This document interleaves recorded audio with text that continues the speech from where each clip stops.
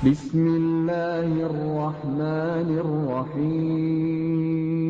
هذا القرآن يوحدنا لطريق الخير يوجهنا، الله تعالى أنزله ورسول الله معلمنا. نماز جنازہ میں سورۃ الفاتحہ پڑھنا ضروری ہے یا نہیں؟ سوال ہے کہ عمرہ کرنے والا دوسروں کی طرف سے عمرہ کر سکتا ہے؟ مسلمان کے مرنے کے بعد اس کے عزیز و اقارب رشتہ داروں کو مرنے والے کو ثواب پہنچانے کے لیے کون سا کام کرنا چاہیے اور غم اور سوگ کا کیا طریقہ؟ ہاتھ اٹھا کر دعا کرنے کے بعد چہرے پر ہاتھ پھیرنا چاہیے یا نہیں؟ مصافحہ ایک ہاتھ سے کرنا ہے کہ دونوں ہاتھ سے؟ اس کے بعد سینے پہ ہاتھ رکھنا چاہیے یا نہیں؟ غم اور سوگ کا کیا طریقہ ہے؟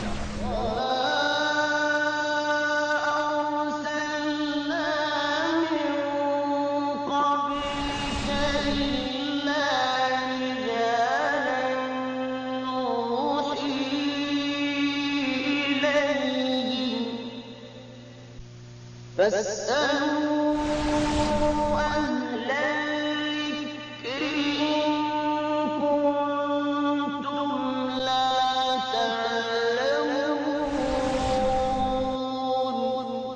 إن الحمد لله نحمده ونصلي على رسوله الكريم. أعوذ بالله من الشيطان الرجيم. بسم الله الرحمن الرحيم. قل هو الله أحد الله الصمد لم يلد ولم يولد ولم يكن له كفوا أحد. سائل کہتا ہے اگر آدمی غصے میں آ کر اپنی بیوی کو طلاق دے دے اور اگر وہ دوبارہ رکھنا چاہے تو کس طرح رجوع کرے؟ اکثر یہ سوال آتا ہے کہ میں نے غصے میں آ کر بیوی کو طلاق دی، تو طلاق ہمیشہ دی ہی غصے میں جاتی ہے، محبت کے اندر آ کر کوئی طلاق نہیں دیتا کہ مجھے آپ سے بڑا پیار ہے جاؤ میں آپ کو طلاق دے کر فارغ کرتا ہوں۔ اختلاف ہوتا ہے، نقطہ نظر میں غصہ آتا ہے اور انسان یہ قدم اٹھاتا ہے۔ انسان نے اپنی بیوی کو طلاق دی، اب وہ 3 حیض اس کی مدت ہے، عدت ہے، اس کے دوران اگر رجوع کر لے، اس کے قریب ہے جسمانی تعلق کر لیتا ہے تب بھی رجوع ہو جائے گا، اور اگر دور ہے تو اس کو اطلاع دے دیتا ہے تو تب بھی وہ رجوع ہو جائے گا۔ یہ اگر اس نے پہلی دفعہ طلاق دی ہے تو رجوع کر سکتا ہے اس عدت کے دوران، اور اگر عدت گزر جاتی ہے اور وہ رجوع نہیں کرتا اور پھر عدت گزرنے کے بعد دوبارہ دونوں کا پروگرام اکٹھا ہونے کا بنتا ہے تو نئے سرے سے دوبارہ نکاح ہوگا۔ عدت گزر جائے تو نئے سرے سے نئے حق مہر کے ساتھ دوبارہ نکاح ہوگا۔ انسان نے پھر کسی موقع پر آ کر دوبارہ طلاق دے دی، پھر اسی طرح اس کا رجوع ہو سکتا ہے، اور تیسری طلاق دینے کے بعد پھر رجوع نہیں ہو سکتا، اب وہ اس کے لیے حرام ہو چکی ہے، الا یہ کہ وہ کسی اور سے نکاح کرے اور وہ نکاح ہو، حلالے والی بغیرتی نہ ہو، وہ نکاح ہو جس کے اندر باقاعدہ گواہ ہوتے ہیں، نکاح خوان ہوتا ہے، خوشیاں ہوتی ہیں اور ہمیشہ کے لیے ساتھ نبھانے کا عہد ہوتا ہے۔ ہاں اگر میاں بیوی میں انبن ہو جائے اور وہ خامند بھی اس کو طلاق دے دے تو عدت گزارنے کے بعد یہ پہلے والے سے نکاح کر سکتی ہے۔ جو ہمارے ہاں اس کے درمیان میں بنی اسرائیل کے بہانوں کی طرح ایک ہیلا تلاش کیا گیا، حلالے کا، وہ حلالہ نہیں ہے، وہ حرامہ ہے، وہ بغیرتی ہے۔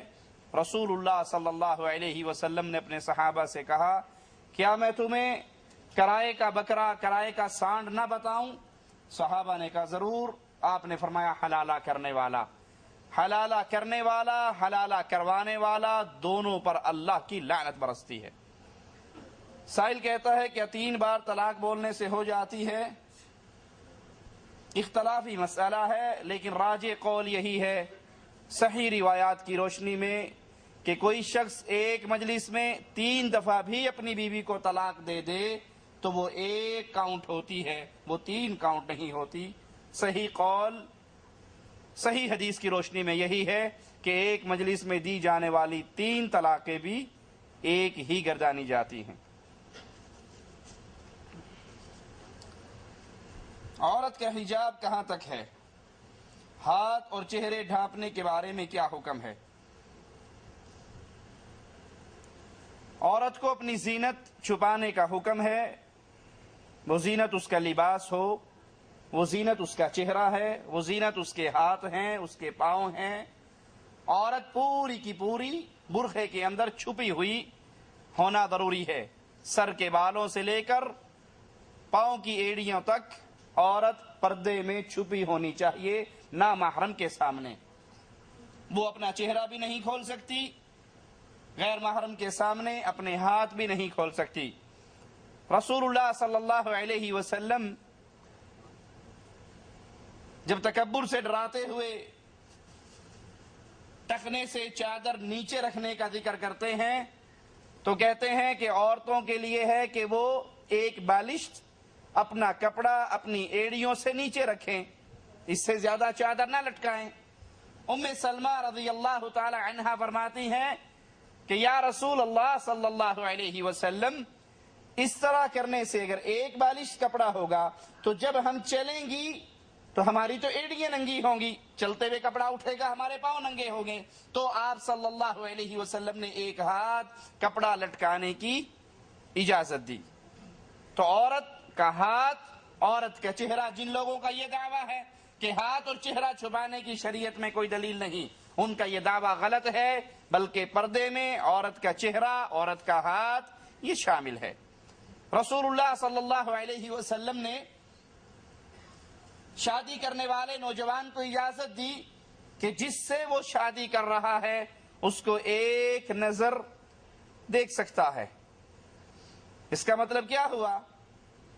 ایک نظر دیکھ سکتا ہے، یعنی وہ چہرہ پردے میں چھپا ہوا رہنا چاہیے، اور جس نے شادی کرنی ہے وہ ایک نظر اس اپنی ہونے والی بیوی کو دیکھ سکتا ہے۔ اور اگر چہرے کے پردے کی دلیل ہی نہیں تو پھر ایک نظر دیکھنے کا تو معاملہ ہی نہیں، وہ دروازے پہ کھڑا ہو جائے، جب نکلے گی بے پردہ نکلے گی، جی بھر کے دیکھ لے۔ اس کے لیے تفصیل میں ہماری 2 سیڑھیاں ہیں، جو بھائی سننا چاہے وہ وجوب نقاب و حجاب سیڑھیوں سے مزید فائدہ اٹھا سکتا ہے۔ قرآن و سنت کی روشنی میں لڑکی اور لڑکے کی شادی کا کیا طریقہ ہے؟ شادی کی کئی وجوہات رسول اللہ صلی اللہ علیہ وسلم نے بیان فرمائی۔ شادی خوبصورتی کی بنیاد پر بھی ہوتی ہے، مال کی بنیاد پر بھی ہوتی ہے، حسب اور نسب کی بنیاد پر بھی ہوتی ہے۔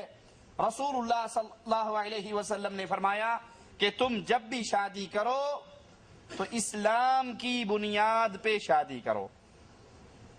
شادی کی بنیاد کہ یہ سید صاحب ہیں، سید کی بیٹی سید کے گھر جائے گی، راجپوت کی بیٹی راجپوت کے گھر جائے گی، خان کی بیٹی خان کے گھر جائے گی، پنجابی کی پنجابی کے گھر جائے گی، ہندی کی ہندی کے گھر جائے گی۔ یہ بنیاد اسلام نے نہیں بیان کی، یہ ہندوازم کی بنیادیں ہیں۔ ذات پات کی بنیاد پر جو شادیاں ہوتی ہیں وہ ہندوازم میں ہیں۔ اسلام میں نکاح کی بنیاد اللہ کا دین اور اسلام ہے۔ جب بھی شادی کی جائے، شادی کرتے ہوئے لڑکی ہو یا لڑکا ہو اس کا دین دیکھا جائے۔ رسول اللہ صلی اللہ علیہ وسلم نے فرمایا تمہارے پاس کوئی نکاح کے لیے آئے جس کا دین اور اخلاق 2 چیزیں آپ کو پسند ہو تو اس رشتے کا انکار،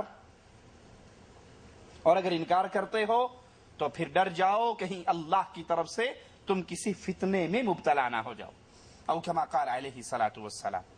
تو شادی کی بنیاد نہ ذات پات ہے، نہ برادری ازم ہے، نہ خوبصورتی، مال، حسب اور نسب ہے۔ شادی کی بنیاد صرف دین، ایمان، اسلام، توحید، یہ شادی کی بنیاد ہے۔ مجھے میرے دوست نے ایک تحفہ میں انگوٹھی دی جس میں عقیق لگا ہے، کیا میں اس کو پہن سکتا ہوں؟ انگوٹھی میں کوئی